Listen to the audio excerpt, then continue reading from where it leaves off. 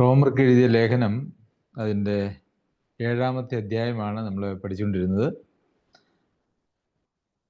റോമർക്ക് എഴുതിയ ലേഖനം 7-ാം അധ്യായം വളരെയേറെ തെറ്റായിട്ടുള്ള വ്യാഖ്യാനങ്ങൾക്ക് ഇന്ന് ക്രിസ്തീയ ലോകത്ത് ഇടയായിട്ടുള്ള ഒരു അധ്യായമാണ്.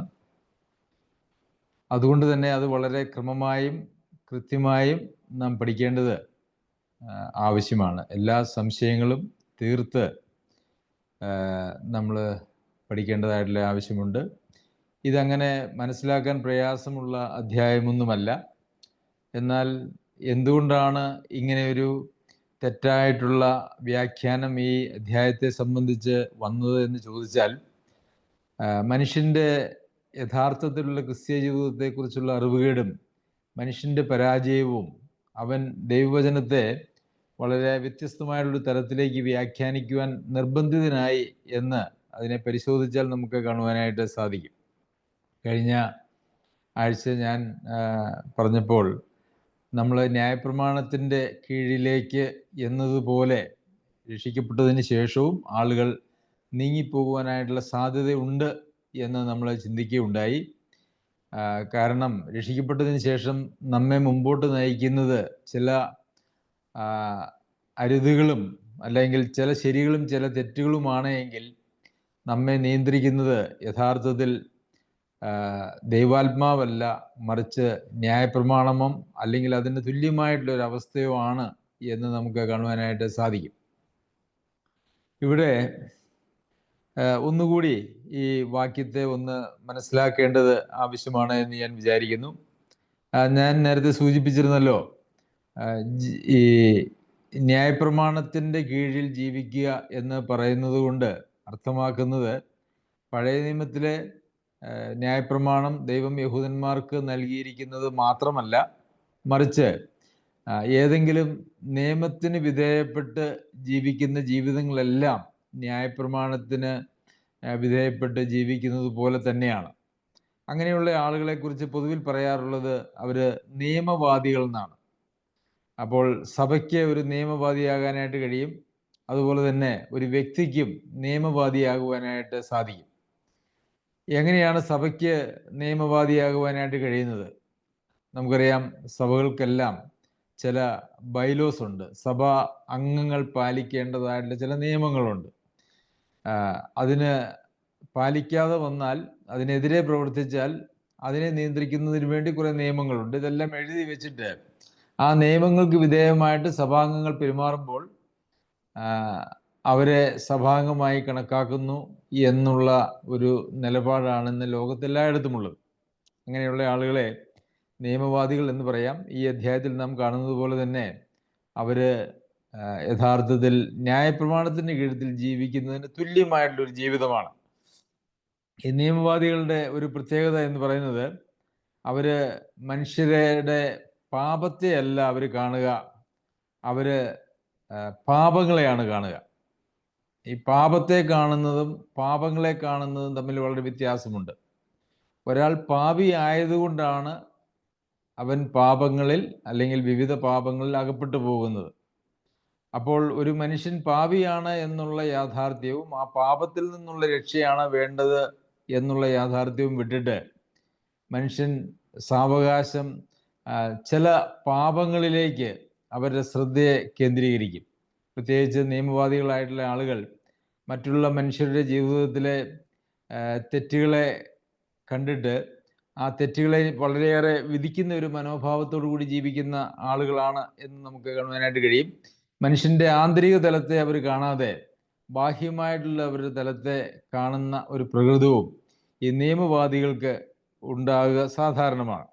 അങ്ങനെയുള്ള ഒരു പറ്റം ആളുകളെക്കുറിച്ച് കർത്താവ് മത്തായി എഴുതിയ സുവിശേഷം 23-ാമത്തെ അധ്യായത്തിൽ ഇപ്രകാരം പറഞ്ഞു: കപടഭക്തിക്കാരായ ശാസ്ത്രിമാരും പരീശന്മാരുമായുള്ളവരെ, നിങ്ങൾക്ക് ഹാ കഷ്ടം! നിങ്ങൾ തുളസി, ചതകുപ്പ, ജീരകം ഇവയിൽ പതാരം കൊടുക്കുകയും ന്യായം, കരുണ, വിശ്വസ്തത ഇങ്ങനെ ന്യായപ്രമാണത്തിൽ ഘനമേറിയവ ത്യജിച്ചു കളയുകയും ചെയ്യുന്നു. അത് ചെയ്യുകയും ഇത് ത്യജിക്കാതിരിക്കുകയും വേണം. അപ്പോൾ ചില നിയമങ്ങൾ ഇവിടെ പറഞ്ഞിരിക്കുന്നത് ഈ പതാരം കൊടുക്കുന്നതിനെ കുറിച്ചാണ്, ദശാംശം കൊടുക്കുന്നതിനെ കുറിച്ചാണ് പറയുന്നത്. ദശാംശം കൊടുക്കുന്നതിൽ വളരെ ശുഷ്കാന്തി അവർക്കുണ്ട്. എന്നാൽ അവര് ന്യായം, കരുണ, വിശ്വസ്തത, നീതി ഈ പറഞ്ഞ കാര്യങ്ങൾക്കൊന്നും അവർക്ക് താല്പര്യമില്ല. അതായത് ബാഹ്യമായിട്ടുള്ള ചില ആചാര അനുഷ്ഠാനങ്ങളിൽ അവര് സംതൃപ്തരായി ആ ബാഹ്യമായിട്ടുള്ള അനുഷ്ഠാനങ്ങളിൽ പങ്കെടുക്കാത്തവരെ, അതിൽ കൃത്യത കാണിക്കാത്ത ആളുകളെ വിധിക്കുന്നതായിട്ടുള്ള ഒരു സ്ഥിതിവിശേഷമാണ് ഈ നിയമവാദികൾക്ക് ഉണ്ടാകുന്നത്. അപ്പോൾ ഈ ന്യായപ്രമാണത്തെ അനുസരിച്ച് ജീവിക്കുമ്പോൾ, ന്യായപ്രമാണത്തിന് വിധേയപ്പെട്ട് ജീവിക്കുമ്പോൾ അവർക്ക് അവരുടെ ക്രിസ്തീയ ജീവിതത്തിൻ്റെ പ്രമാണങ്ങളല്ല അവിടെ ബാധകമാകുന്നത് എന്ന് നമുക്ക് കാണുവാനായിട്ട് സാധിക്കും. ശരി, ഈ 7-ാം അധ്യായത്തിൻ്റെ 1 മുതൽ നമ്മൾ 8 വരെയുള്ള വാക്യങ്ങളെക്കുറിച്ച് പ്രാഥമികമായി ചിന്തിച്ചിരുന്നു. എന്നാൽ അതിനെ സംബന്ധിച്ച് ചില സംശയങ്ങളും ചോദ്യങ്ങളും ഒക്കെ ചില ആളുകൾ ചോദിക്കുകയുണ്ടായി. അതുകൊണ്ട് ചില കാര്യങ്ങൾ കൂടി ഈ വേദഭാഗത്ത് നിന്ന് നാം മനസ്സിലാക്കേണ്ടത് ആവശ്യമാണ്. എന്ന് മാത്രവുമല്ല, വളരെയേറെ തെറ്റായി വ്യാഖ്യാനിച്ചിരിക്കുന്നതായിട്ടുള്ള ഒരു വേദഭാഗമാണ് ഇത് എന്നുള്ളത് കൊണ്ട് അതിനെ വളരെ കൃത്യമായി നാം മനസ്സിലാക്കി പോകേണ്ടത് നമ്മുടെ ക്രിസ്തീയ ജീവിതത്തിനും തുടർന്നുള്ള പഠനത്തിനും അത് ആവശ്യവുമാണ് എന്ന് ഞാൻ കരുതുന്നു. 1 മുതലുള്ള വാക്യങ്ങൾ ഒന്നുകൂടി നമുക്കൊന്ന് ഓടിച്ച് നോക്കാം. സഹോദരന്മാരെ, ന്യായപ്രമാണം അറിയുന്നവരോടുള്ള ഞാൻ സംസാരിക്കുന്നത്, മനുഷ്യൻ ജീവനോടിരിക്കും കാലത്തൊക്കെയും ന്യായപ്രമാണത്തിന് അവൻ്റെ മേൽ അധികാരമുണ്ട് എന്ന് നിങ്ങൾ അറിയുന്നില്ലയോ? അപ്പോൾ ഒരു മനുഷ്യൻ ജീവനോടിരിക്കുന്ന കാലമൊക്കെയും ന്യായപ്രമാണത്തിന് അവൻ്റെ മേൽ അധികാരമുണ്ട്. ഇവിടെ 1 മുതൽ അതിൻ്റെ 6 വരെയുള്ള വാക്യങ്ങൾ വായിച്ചാൽ ന്യായപ്രമാണത്തിന് മനുഷ്യരുടെ മേലുള്ള അധികാരം, ശക്തി എന്നിവ നമുക്ക് മനസ്സിലാക്കുവാനായിട്ട് സാധിക്കും. ആ ഒരു അധികാരമാണ് യഥാർത്ഥത്തിൽ ഈ 1-ാം വാക്യത്തിൽ നമുക്ക് കാണാനായിട്ട് കഴിയുന്നത്. മനുഷ്യൻ ജീവനോടിരിക്കും കാലത്തൊക്കെയും ന്യായപ്രമാണത്തിന് അവൻ്റെ മേൽ അധികാരമുണ്ട്. അപ്പോൾ ഒരു മനുഷ്യൻ ജീവനോടിരിക്കും കാലമൊക്കെയും അവൻ്റെ മേൽ ന്യായപ്രമാണത്തിന് അധികാരമുണ്ട്. അപ്പോൾ പിന്നെ ഒരു മനുഷ്യൻ്റെ മേലുള്ള ന്യായപ്രമാണത്തിൻ്റെ അധികാരം നിന്നു പോകുന്നത് അവൻ്റെ മരണത്തോടു കൂടിയാണ്. അതാണ് ഇവിടെ പൗലോസ് അപ്പോസ്തലൻ പറഞ്ഞ് ആരംഭിക്കുന്നത്. അതിന് ഉദാഹരണമായിട്ട് ഒരു വിവാഹ ബന്ധത്തെക്കുറിച്ച് പറയുകയാണ് 2-ാമത്തെ വാക്യത്തിൽ. ഭർത്താവുള്ള സ്ത്രീ ജീവിച്ചിരിക്കുന്ന ഭർത്താവിനോട് ന്യായപ്രമാണത്തിൽ ബന്ധിക്കപ്പെട്ടിരിക്കുന്നു. ഭർത്താവ് മരിച്ചാൽ അവൾ ഭർത്തൃ ന്യായപ്രമാണത്തിൽ നിന്നും ഒഴിവുള്ളവളായി. നമുക്കറിയാം, വിവാഹം എന്ന് പറയുന്നത് ഭാര്യയും ഭർത്താവും അവരെ ഒന്നായി ചേരുന്നതാണ്. ആ ഒരു ബന്ധത്തിൽ നിന്നുള്ളതായ സ്വാതന്ത്ര്യം മരണത്തോടു കൂടി മാത്രമേ ഉള്ളൂ. ഇവിടെ ഭർത്താവ് മരിച്ചാൽ അവൾ ന്യായപ്രമാണത്തിൽ നിന്നും ഒഴിവുള്ളവളായി എന്ന് നമ്മൾ കാണുന്നുണ്ട്. അപ്പോൾ എന്നാൽ ഇവിടെ ഭർത്താവ് മരിക്കുന്നില്ല. കാരണം ഭർത്താവ് ഇവിടെ ന്യായപ്രമാണമാണ്. ഭാര്യയാണ് മനുഷ്യർ അല്ലെങ്കിൽ വിശ്വാസി എന്ന് പറയുന്നത് ഭാര്യയാണ്. നമുക്കറിയാം, ന്യായപ്രമാണം നീക്കുവാനല്ല, അത് പൂർത്തീകരിക്കുവാനായിട്ടാണ് ഞാൻ വന്നതെന്ന് കർത്താവ് പറഞ്ഞു. എന്ന് മാത്രവുമല്ല, ന്യായപ്രമാണത്തിൽ നിന്നൊരു വള്ളിയോ പുള്ളിയോ നീങ്ങിപ്പോവുകയില്ല എന്ന് കർത്താവ് പറഞ്ഞു. അപ്പം അതുകൊണ്ട് ന്യായപ്രമാണം മരിക്കുക, അതായത് ഭർത്താവ് മരിക്കുക എന്ന് പറയുന്നതായിട്ട് ഒരു പരിപാടി ഒരിക്കലുമില്ല. അങ്ങനെ ഒരു പരിപാടിയേ ഇല്ല. അപ്പോൾ പിന്നെ ഭാര്യ മരിക്കുക, അതായത് ഒരു വ്യക്തി, മനുഷ്യൻ മരിക്കുക എന്നുള്ളത് മാത്രമാണ് ഈ ന്യായപ്രമാണത്തിൻ്റെ ബന്ധനത്തിൽ നിന്നും അധികാരത്തിൽ നിന്നും അവന് അല്ലെങ്കിൽ അവൾക്ക് സ്വാതന്ത്ര്യം പ്രാപിക്കുവാനായിട്ടുള്ള ഏക വഴി എന്ന് പറയുന്നത്. ഈ ന്യായപ്രമാണത്തെക്കുറിച്ച് പറയുമ്പോൾ, അപ്പോൾ ന്യായപ്രമാണം നമ്മളുടെ മേൽ ജീവിച്ചിരിക്കുന്ന കാലമൊക്കെയും അധികാരമുണ്ട് എന്ന് പറയുമ്പോൾ, ഈ ന്യായപ്രമാണം ഏതെങ്കിലും വിധത്തിൽ അത് മോശമായിട്ടുള്ള ഒരു കാര്യമാണോ എന്ന് ചോദിച്ചാൽ, ന്യായപ്രമാണം അതിൽ തന്നെ ഒരിക്കലും മോശമല്ല. കാരണം 7-ാം അധ്യായത്തിൻ്റെ, നാം ഇപ്പോൾ വായിക്കുന്ന അധ്യായത്തിൻ്റെ അതിൻ്റെ 12-ാമത്തെ വാക്യത്തിൽ നാം വായിക്കുന്നത്, ആകയാൽ ന്യായപ്രമാണം വിശുദ്ധം, കൽപ്പന വിശുദ്ധവും ന്യായവും നല്ലത് തന്നെ. അതുപോലെ തന്നെ 14-ാമത്തെ വാക്യത്തിലേക്ക് വരുമ്പോൾ ന്യായപ്രമാണം ആത്മീകം എന്ന് നാം അറിയുന്നുവല്ലോ. അപ്പോൾ ആത്മീകമാണ്, വിശുദ്ധമാണ്, ന്യായമാണ്, നല്ലതാണ്. അപ്പോൾ നമ്മുടെ മേൽ അധികാരം നടത്തുന്നതായിട്ടുള്ള ജീവിച്ചിരിക്കുന്ന കാലത്തൊക്കെയും അധികാരം നടത്തുന്നതായിട്ടുള്ള ന്യായപ്രമാണത്തിന് അതിൽ തന്നെ പ്രത്യേകിച്ച് ഒരു ദോഷവുമില്ല, കുഴപ്പവുമില്ല എന്ന് നമുക്ക് കാണാനായിട്ട് സാധിക്കും. പക്ഷെ എന്നാൽ ചില കുഴപ്പങ്ങൾ ഉണ്ടാകുന്നതായിട്ട് നമുക്ക് തുടർന്നുള്ള വാക്യങ്ങൾ, ന്യായപ്രമാണത്തിൻ്റെ കുഴപ്പമല്ല, മറിച്ച് മനുഷ്യന്റെ കുഴപ്പത്തിൽ നിന്നുളവാകുന്നതായിട്ടുള്ള ചില പ്രശ്നങ്ങൾ ഉളവാകുന്നുണ്ട് എന്നുള്ളത് നമുക്ക് തുടർന്ന് കാണുവാനായിട്ട് കഴിയും. ഭർത്താവ് ജീവിച്ചിരിക്കുമ്പോൾ അവൾ വേറെ പുരുഷനായാൽ വ്യഭിചാരിണി എന്ന് പേർ വരും. ഭർത്താവ് മരിച്ചുവെങ്കിലോ അവൾ വേറെ പുരുഷനായാൽ വ്യഭിചാരിണി എന്ന് വരാതെ കൊണ്ട് ന്യായപ്രമാണത്തിൽ നിന്ന് സ്വതന്ത്രയാകുന്നു. ഇവിടെ ഭർത്താവ് ജീവിച്ചിരിക്കുമ്പോൾ വേറെ പുരുഷനാകാനായിട്ട് സാധിക്കുകയില്ല. അതുകൊണ്ട് ഇവിടെ പൗലോസ് അപ്പോസ്തലൻ തുറന്ന് പറയുകയാണ്, അതുകൊണ്ട് സഹോദരന്മാരെ, നാം ദൈവത്തിന് ഫലം കഴിക്കുമാറ് മരിച്ചിട്ട് ഉയർത്തെഴുന്നേറ്റവനായ വേറൊരുവനാകേണ്ടതിന് നിങ്ങളും ക്രിസ്തുവിന്റെ ശരീരം മുഖാന്തരം ന്യായപ്രമാണം സംബന്ധമായി മരിച്ചിരിക്കുന്നു. അപ്പോൾ ഇവിടെ ന്യായപ്രമാണത്തിന് മരണമില്ല, അത് നീങ്ങിപ്പോവുകയില്ല. അതിൽ നിന്ന് ഒരു വള്ളിയോ പുള്ളിയോ പോലും മാറ്റുവാനായിട്ട് സാധിക്കുകയില്ല. അപ്പോൾ പിന്നെ ഇവിടെ കഴിയുന്ന ഒരേ ഒരു കാര്യം എന്ന് പറയുന്നത് ഭാര്യ മരിക്കുക എന്നുള്ളതാണ്. അതല്ലെങ്കിൽ മനുഷ്യൻ മരിക്കുക എന്നുള്ളതാണ്. മനുഷ്യൻ ജീവിച്ചിരിക്കുന്നിടത്തോളം കാലം മനുഷ്യൻ്റെ മേൽ ന്യായപ്രമാണത്തിന് അധികാരമുണ്ട്. അപ്പോൾ ഈ ന്യായപ്രമാണത്തിൻ്റെ അധികാരത്തിൽ നിന്നും രക്ഷപ്പെടാനായിട്ടുള്ള ഒരേ ഒരു മാർഗം എന്ന് പറയുന്നത് മരിക്കുക എന്നുള്ളതാണ്. ഇവിടെ ന്യായപ്രമാണം സംബന്ധമായി മരിച്ചിരിക്കുന്നു എന്ന് നമ്മൾ വായിക്കുന്നു. അതിനെക്കുറിച്ച് നാം ക്രിസ്തുവിനോട് കൂടെ ക്രൂശിക്കപ്പെട്ടു, അവനോട് കൂടെ അടക്കപ്പെട്ടു എന്ന് നമ്മൾ ഇതിനു മുമ്പുള്ള അധ്യായത്തിൽ നമ്മൾ വായിക്കുകയുണ്ടായി.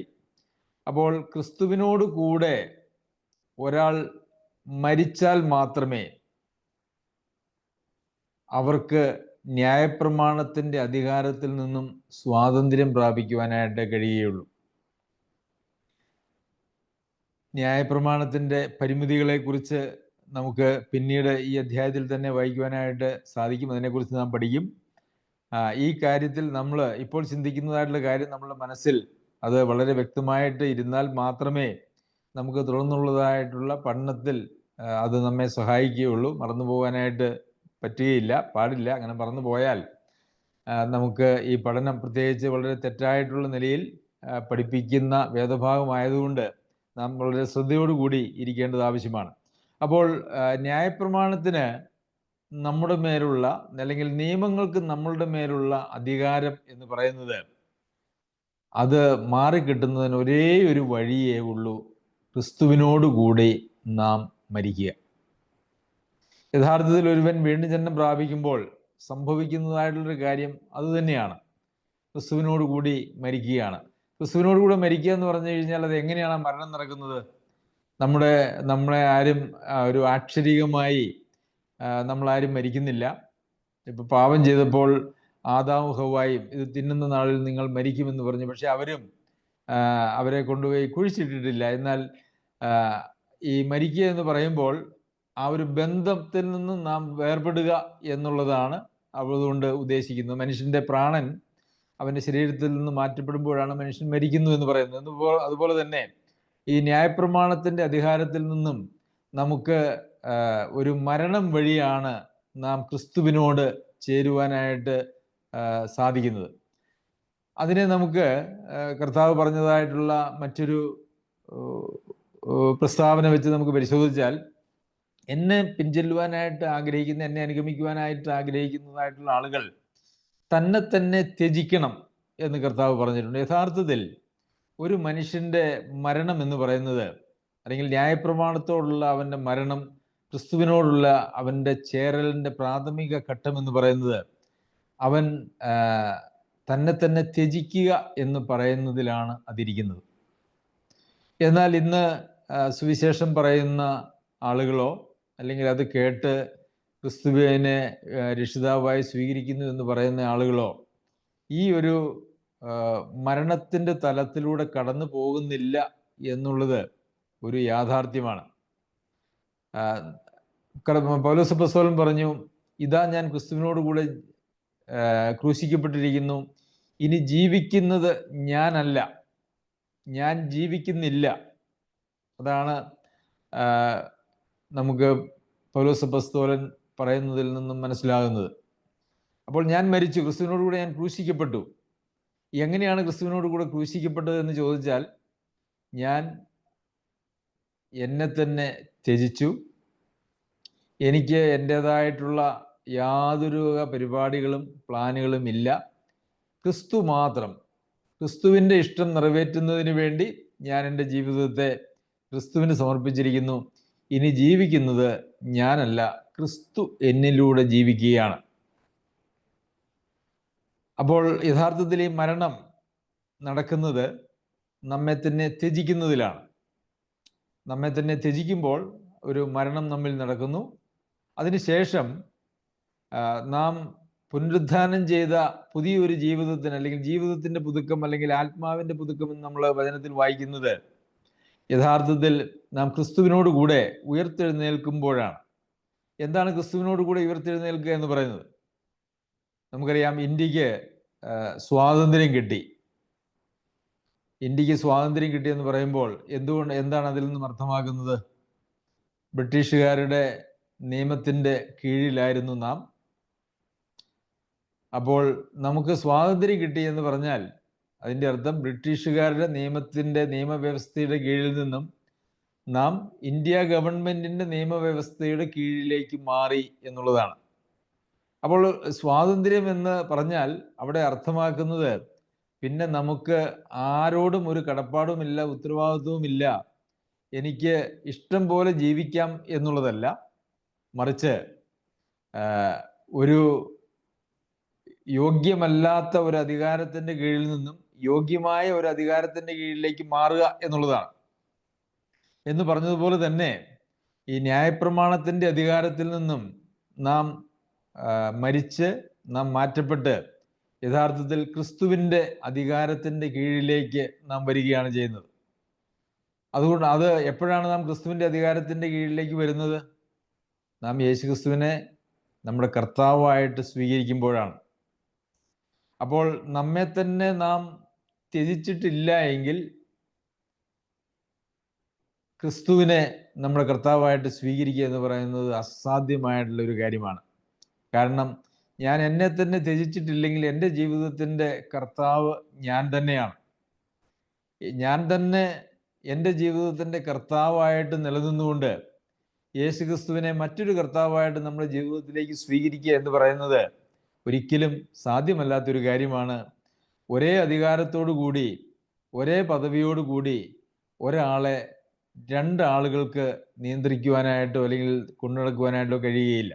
കാരണം പരസ്പര വിരുദ്ധമായ രണ്ട് യജമാനന്മാർ ഒരിക്കലും ഒരു വ്യക്തിയെ നിയന്ത്രിക്കുവാനായിട്ട് തീരുമാനിച്ചാൽ അത് നടക്കുകയില്ല എന്നുള്ളത് നമുക്കറിയാമല്ലോ.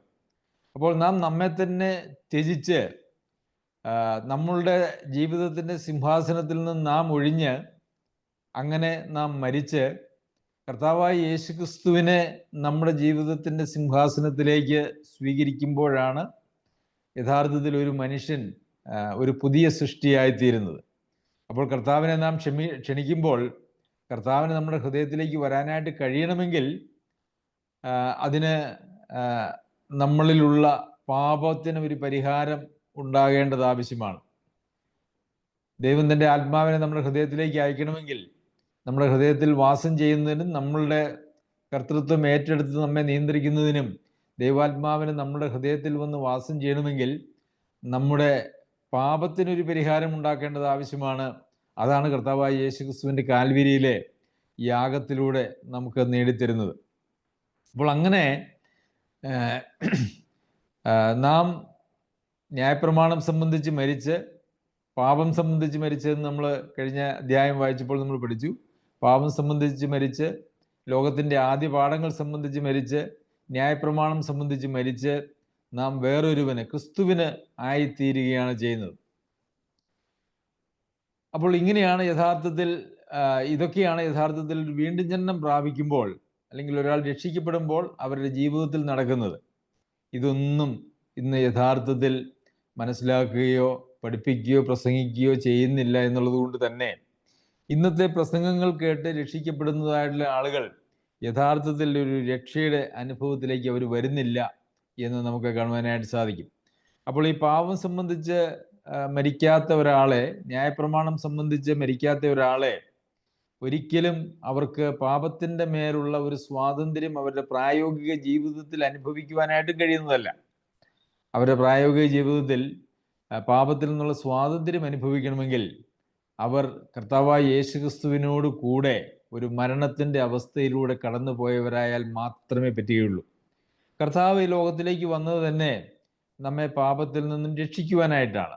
ഈ പാപത്തിൽ നിന്നുള്ള സ്വാതന്ത്ര്യം എന്ന് പറയുന്നത് അത് ഒരു തുടർമാനമായിട്ടുള്ളൊരു പരിപാടിയല്ല. നമുക്ക് നമ്മുടെ രാജ്യത്തിന് 1947 സ്വാതന്ത്ര്യം കിട്ടി. ഇപ്പോഴും നമ്മൾ സ്വാതന്ത്ര്യം കിട്ടിക്കൊണ്ടിരിക്കുന്നു എന്നല്ല നമ്മൾ പറയുന്നത്. നമ്മൾ ആ സ്വാതന്ത്ര്യം അനുഭവിക്കുകയാണ് ചെയ്യുന്നത്. അതുപോലെ തന്നെ ക്രിസ്തീയ ജീവിതത്തിലും പാപത്തിൽ നിന്നുള്ള സ്വാതന്ത്ര്യം ഒരുവൻ രക്ഷിക്കപ്പെടുമ്പോൾ അവന് ലഭിക്കുകയാണ് ചെയ്യുന്നത്. എന്നാൽ ആ സ്വാതന്ത്ര്യത്തിൻ്റെ അനുഭവം എന്ന് പറയുന്നത് പാപത്തിൻ്റെ മേലുള്ള അവൻ്റെ വിജയത്തിലൂടെ ദൈനംദിന ജീവിതത്തിൽ അത് വെളിപ്പെടുന്നു എന്ന് നമുക്ക് കാണുവാനായിട്ട് സാധിക്കും. ശരി, അപ്പോൾ ദൈവത്തിന് ഫലം കായ്ക്കണമെങ്കിൽ മരിച്ചിട്ട് ഉയർത്തെഴുന്നേറ്റവനായ വേറൊരുവന് നാം ആകേണ്ടത് ആവശ്യമാണ്. ന്യായപ്രമാണത്തിൻ്റെ അധികാരത്തിൽ നിന്നും വിടുവിക്കപ്പെട്ട് വേറൊരുവന് നാം ആയാൽ മാത്രമേ ദൈവത്തിന് ഫലം കായ്ക്കുവാനായിട്ട് കഴിയുകയുള്ളൂ. അതായത് ദൈവം നമ്മിൽ നിന്ന് ആഗ്രഹിക്കുന്നതായിട്ടുള്ള ഫലം കായ്ക്കുവാനായിട്ട് കഴിയുകയുള്ളൂ. ശരി, നാം ജഡത്തിലായിരുന്നപ്പോൾ ന്യായപ്രമാണത്താൽ ഉളവായ പാപരാഗങ്ങൾ മരണത്തിന് ഫലം കായ്ക്കത്തക്കവണ്ണം നമ്മുടെ അവയവങ്ങളിൽ വ്യാപരിച്ചു പോകുന്നു. നാം ജഡത്തിലായിരുന്നപ്പോൾ, അതിനെക്കുറിച്ച് നാം ചിന്തിച്ചതാണ്. നാം വീണ്ടും ജനനം പ്രാപിക്കുന്നതിന് മുമ്പുള്ള ഒരു അവസ്ഥയാണ് ജഡത്തിലായിരിക്കുക എന്ന് പറയുന്നത്. ഇപ്പോൾ നാം ജഡത്തിലല്ല. ഇന്ന് അനേക സഭകളിലും ആത്മാവിലാകുക എന്ന് പറയുന്ന ഒരു പ്രയോഗം നമുക്ക് കാണുവാനായിട്ട് സാധിക്കും. അങ്ങനെ ഏതെങ്കിലും തരത്തിൽ ഒരു അന്യഭാഷ പോലെയുള്ള എന്തെങ്കിലും ഒന്ന് സംസാരിക്കുമ്പോഴാണ് ആത്മാവിലാകുക എന്നുള്ളതായ ഒരു പ്രയോഗം അങ്ങനെയുള്ളവർ ഉപയോഗിക്കുന്നത്. എന്നാൽ വീണ്ടുജനനം പ്രാപിച്ച ആളുകൾ എല്ലാവരും അവർ ആത്മാവിലാണ് ആയിരിക്കണം. ഒരാൾ ആത്മാവിലല്ല ജീവിക്കുന്നതെങ്കിൽ അയാൾ വീണ്ടും ജനിച്ച ആളല്ല. ഇവിടെ നിങ്ങൾ ജഡത്തിലായിരുന്നപ്പോൾ എന്ന് വെച്ചാൽ നിങ്ങളിപ്പോൾ ജഡത്തിലല്ല എന്ന് പറഞ്ഞാൽ നിങ്ങളിപ്പോൾ ആത്മാവിലാണ് എന്നുള്ളത് നമ്മൾ മനസ്സിലാക്കേണ്ടത് ആവശ്യമാണ്. അപ്പോൾ ആത്മാവിലാകുക എന്ന് പറഞ്ഞ് പിന്നെ ഉള്ളത് ആത്മനിറവാണ്. ആത്മനിറവ് എന്ന് പറയുന്നത് വ്യത്യസ്തമായിട്ടുള്ളൊരു കാര്യമാണ്. നമുക്ക് ആവശ്യമായ ആത്മീക ശുശ്രൂഷകൾക്ക് വേണ്ടിയിട്ടോ അതല്ല എങ്കിൽ ഏതെങ്കിലും പ്രതിസന്ധികളെ അതിജീവിക്കുന്നതിന് വേണ്ടിയിട്ടോ ദൈവം നമുക്ക് നൽകുന്നതായിട്ടുള്ള പ്രത്യേക ആത്മാവിൻ്റെ കൃപ അത് നാം അനുഭവിക്കുമ്പോൾ നാം ആത്മനിറവുള്ളവരായി നമുക്ക് തീരുവാനായിട്ട് സാധിക്കും. നമുക്കറിയാമല്ലോ, അങ്ങനെയുള്ള ഉദാഹരണങ്ങൾ ദൈവജനത്തിൽ നമുക്ക് ധാരാളം കാണുവാനായിട്ട് സാധിക്കും. അപ്പോൾ നാം ആത്മാവിലാണ്. ആത്മാവിലുള്ള ജീവിതമാണ് ക്രിസ്തീയ ജീവിതം. ജഡത്തിൽ ജീവിച്ചതിന് ശേഷം എപ്പോഴെങ്കിലുമൊക്കെ ആത്മാവിലാകുക എന്ന് പറയുന്ന ഒരു പരിപാടി ദൈവജന പ്രകാരമുള്ള ഒരു പരിപാടിയല്ല. അടുത്ത അധ്യായങ്ങളൊക്കെ വായിക്കുമ്പോൾ നമുക്കത് വളരെ കൃത്യമായിട്ട് പഠിക്കുമ്പോൾ നമുക്ക് മനസ്സിലാക്കുവാനായിട്ട് സാധിക്കും. ഇപ്പോൾ ദൈവമക്കളായിരിക്കുന്ന ആളുകൾ ആരും ജഡത്തിൽ ജീവിക്കുന്ന ആളുകളാണ് എന്ന് ചിന്തിക്കരുത്. അങ്ങനെയല്ല.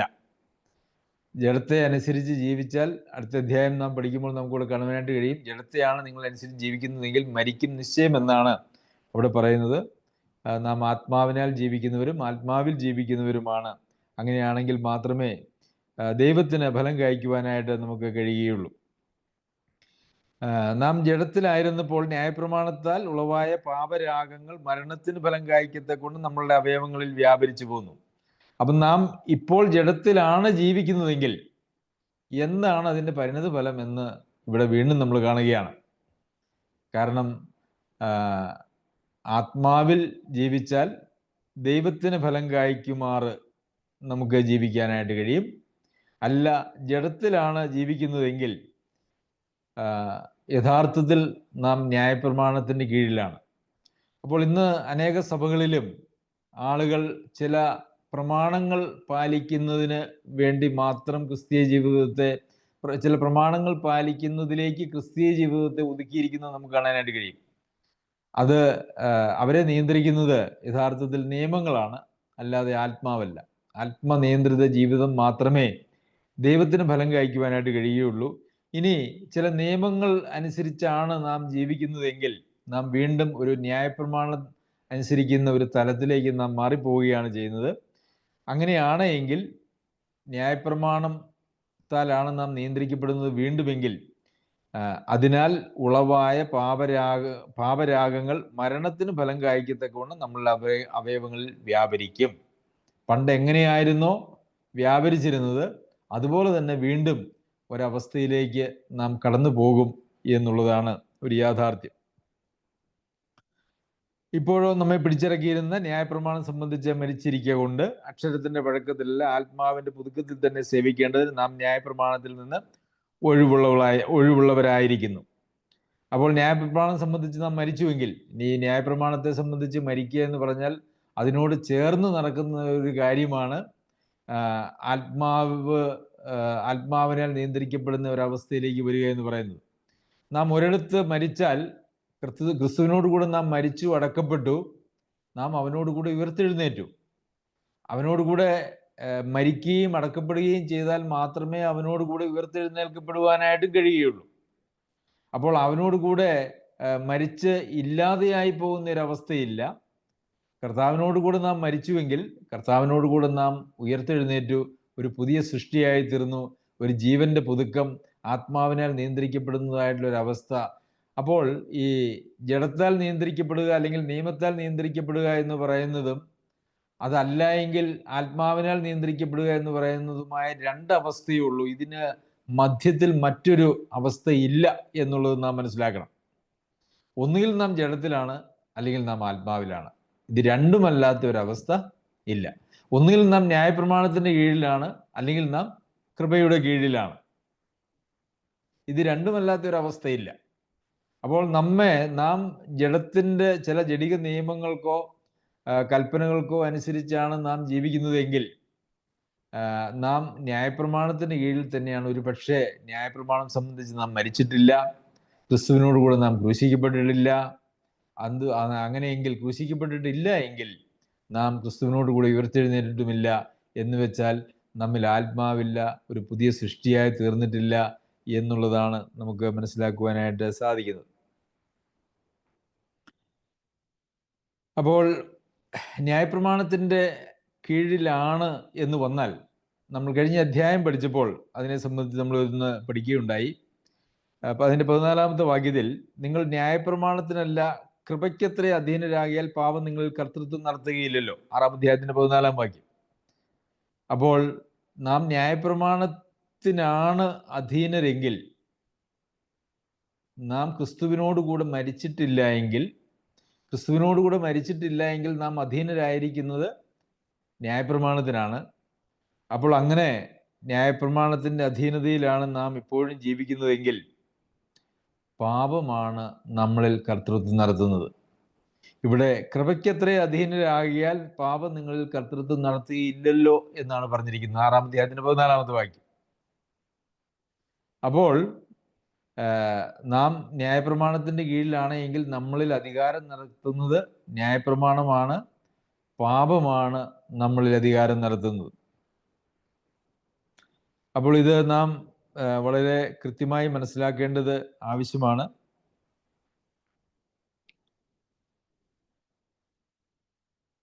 നമുക്ക് ന്യായപ്രമാണത്തെ മാറ്റിവെച്ചിട്ട് നമുക്ക് ജീവിക്കാം എന്ന് പറയുവാനായിട്ട് ഒരിക്കലും സാധിക്കുകയില്ല. അങ്ങനെ ഒരു ജീവിതം യഥാർത്ഥത്തിൽ ഇല്ല എന്നുള്ളത് നാം മനസ്സിലാക്കണം. പിന്നെ വീണ്ടും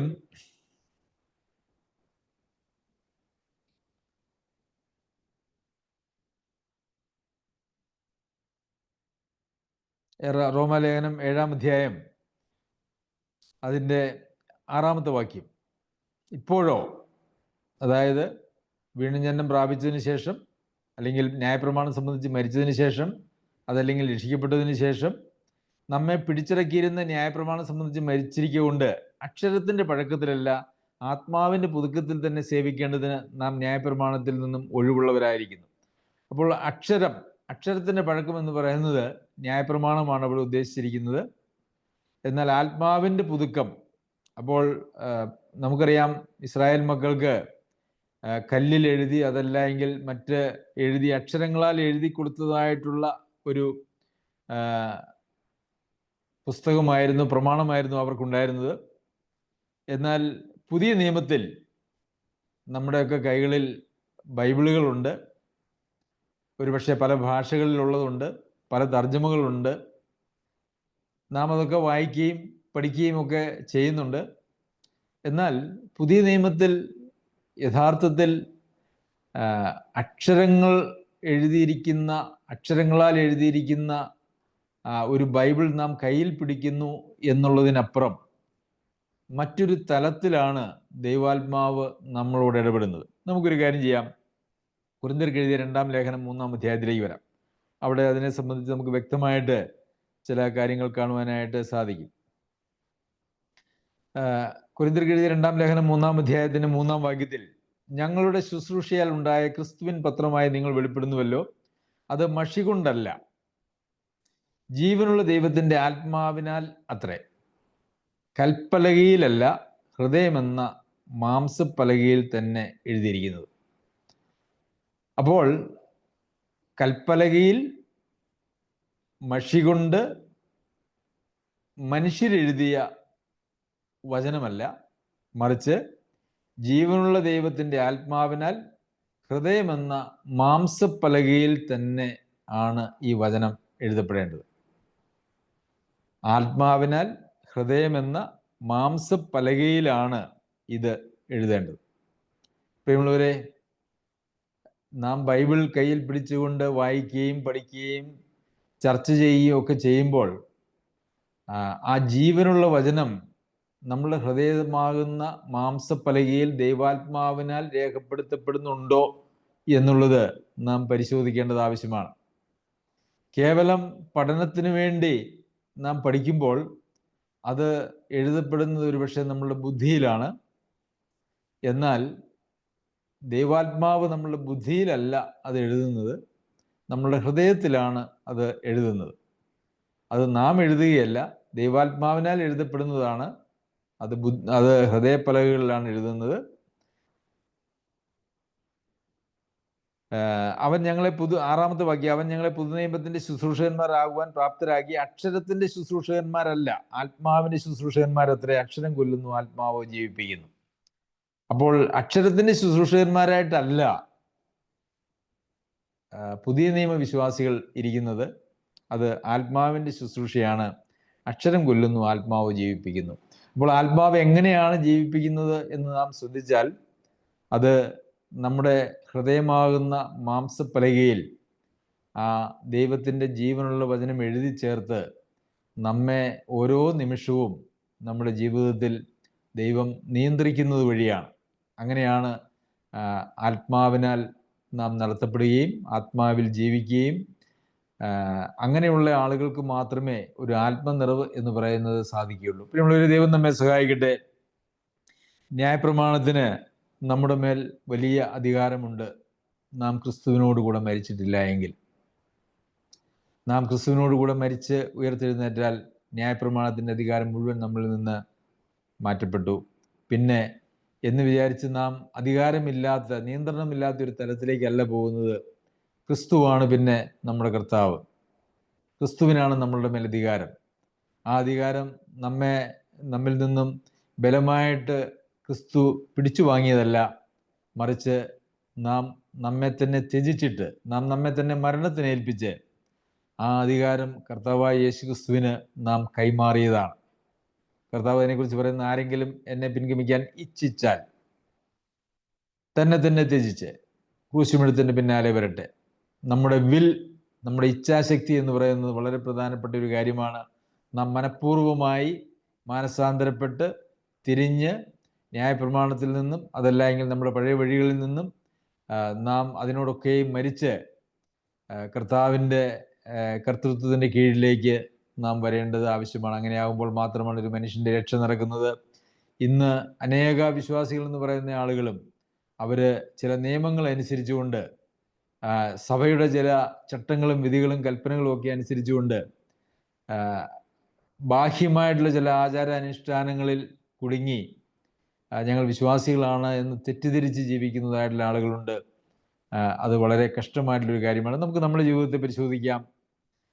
അങ്ങനെയുള്ളവർക്ക് പാപത്തിൽ നിന്നുള്ള സ്വാതന്ത്ര്യമില്ല. ന്യായപ്രമാണ സംബന്ധമായിട്ട് മരിച്ചിട്ടില്ല, കൃപയുടെ കീഴിൽ വന്നില്ല എങ്കിൽ പാപത്തിൻ്റെ മേൽ വിജയമില്ല, സ്വാതന്ത്ര്യമില്ല, വിജയവുമില്ല എന്നുള്ളത് നാം മനസ്സിലാക്കണം. ദൈവം നമ്മെ സഹായിക്കട്ടെ. ഈ വചനങ്ങളാൽ അവൻ്റെ അതിപരിശുദ്ധ നാമം വാഴ്ത്തപ്പെടുമാറാകട്ടെ.